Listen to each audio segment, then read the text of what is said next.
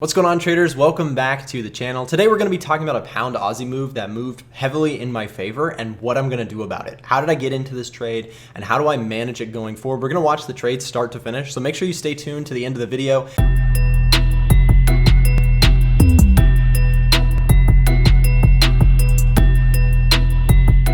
We're going to see how this trade plays out and how much money at this point that the account it's credited because of this trade. At this point, what I'm going to do in a moment is I'm going to move my stop to a new position so that I can't lose money on this trade. And we're going to see how much this pound Aussie move has to offer for my account. But this morning I woke up and I went and took a shower, and when I came over to the trading desk, usually that's when I take a look at stuff, is right in the morning. I saw that this pound Aussie move had moved quite a bit in our favor. In fact, let's see how many pips were actually up on the trade.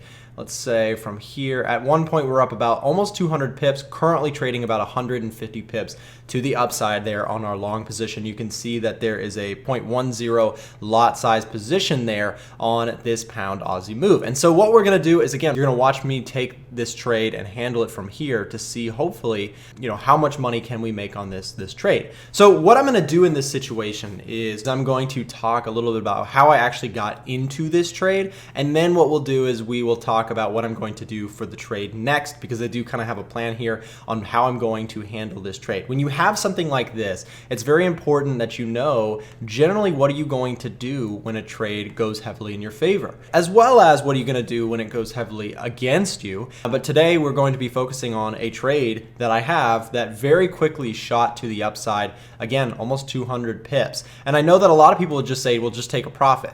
And it kind of depends the strategy that you're looking at for your trades, but let me tell you a little bit about how I'm strategizing for this trade. If we take a look here, if we zoom out just a bit, what we had on pound Aussies, we had this significant recent structure high. It might actually make sense now to just take a look at the 4-hour chart for this.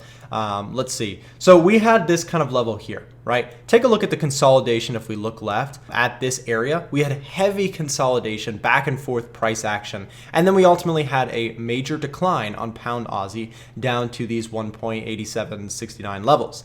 Then what happened is we actually had a very strong rise to this market, and we've seen a series of higher lows and higher highs since then. Now, when we broke out, I wanted to be a part of the potential move as it broke through this level of structure that we just talked about. So as price started to break through, I took a buy trade right here on the move to the upside. A lot of times that might sound weird because people say, you should buy low, sell high. Well, this concept that I'm trading is a breakout strategy, which often includes kind of buying high and then selling higher.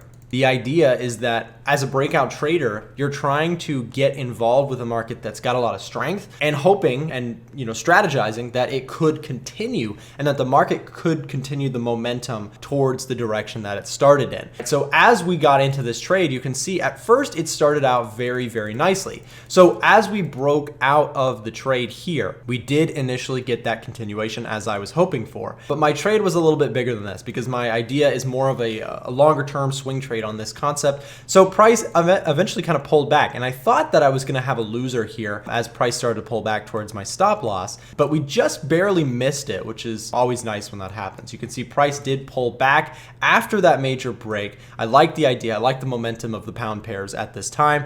We got into the trade and you can see pulled back, and overall just barely missed the stop loss, continued to consolidate, and fortunately for the trade, it did break out strongly. And now you have the question of what do you do with this trade now? Because our stop loss is all the way back here. Do we want to let the trade run and keep going with no stop loss? You can notice I don't actually have a target on this trade. So I have a stop loss on this trade, but no target. My idea with this was I like this pound Aussie move enough to say I want to just be in the trade, and I will move my stop to try and trade in the direction of the momentum as long as possible. So in this case, I don't have a target. You don't see a target sitting up here. Otherwise, I might have already taken profit. But in this case, I actually do not have a target. I woke up to this really nice big move to the upside. And so instead of using a target, what I'm going to do is I'm going to trail my stop here on this position.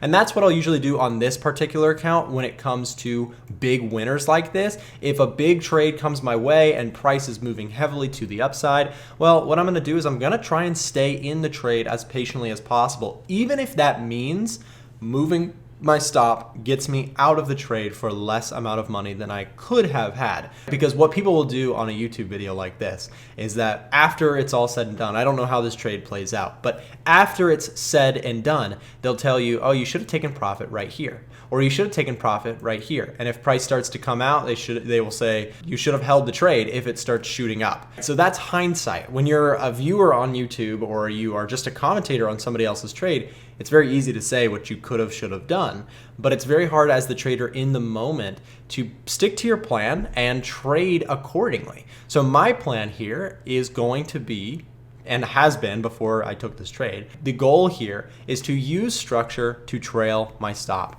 Okay, I do not usually trade this heavy of a position on pound Aussie because pound Aussie moves like crazy. What we see here on the screen, how many pips is that? That's 490 pips on the 4-hour chart. That's actually quite a bit of movement here on pound Aussie. It's one of the most volatile pairs out there for kind of the major currency market. Now, when it comes to this move, so I took this buy trade. I thought I was going to stop out, but we consolidated and we've been back and forth this box or this range for a little while. So now we've broken out of that. Well, here's the thing. If price starts to fall back, if we are seeing a bigger pullback unfold on pound Aussie, then to me, it makes sense that this area here at the top of this range could actually act as a support zone. Now, could I be wrong about that? Sure, I could.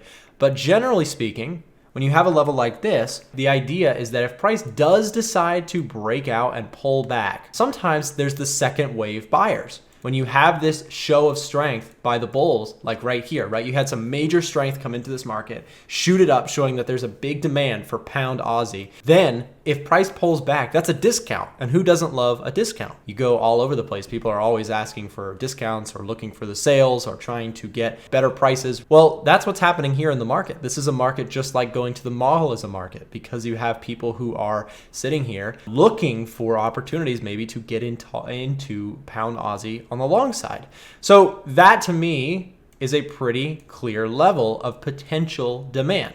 Now, if we have something come out and that changes, if we have a pullback come out and then something fundamental comes out, then we'll probably break through that level and just keep going. But my opinion would be that most likely we could hold this area as a supportive zone. So how do I want to trade that accordingly? I have a trade here that's run in my favor quite a bit. How do I handle this? Well, I'm long and then I've got to stop underneath this structure. So naturally what I'm going to do here is I'm going to trail my stop using structure. What that means is that I've identified this level here, this level of resistance, this level of resistance, resistance, now potentially is going to become support. So I want to play off of that level. What that means is I'm going to move my stop here up until just shy of this zone.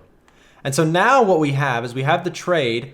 If price comes down to this point, we make $32 on the trade. That might not sound like a lot. And of course, in this case right now, we're up, I think, just around $100, around $100. And this is a smaller account. This is kind of a smaller account that I'm currently doing some testing with when it comes to breakout concepts. I say testing, but I've been doing this for a couple months on this account. So we'll see how this trade actually plays out. But anyways, with this stop loss, we've just moved it into profit for about $32. That would be a 47.5 pip movement there if price does pull back all the way down to here and break this structure. So we still have room to run. And that's the point of this, guys, is that I'm not capping my upside. I'm just capping my downside. Okay, so what I mean by that is if price comes down and tags us out, then no worries. We take the profit there and we just look for other opportunities. On the contrary, though, if price decides to, let's say, pull back for a bit, but then continue to shoot up in this rally, well, we could identify another level of structure, move our stop loss accordingly, and just let this thing continue as much as it wants to go for.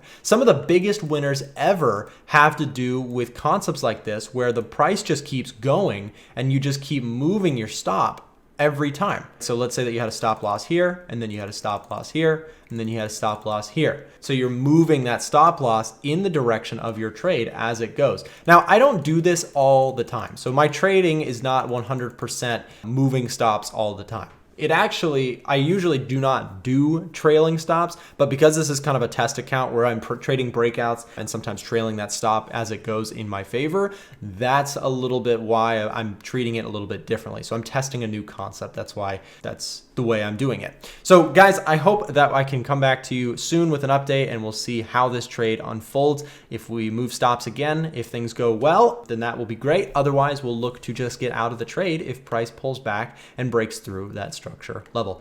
We'll be back with an update soon.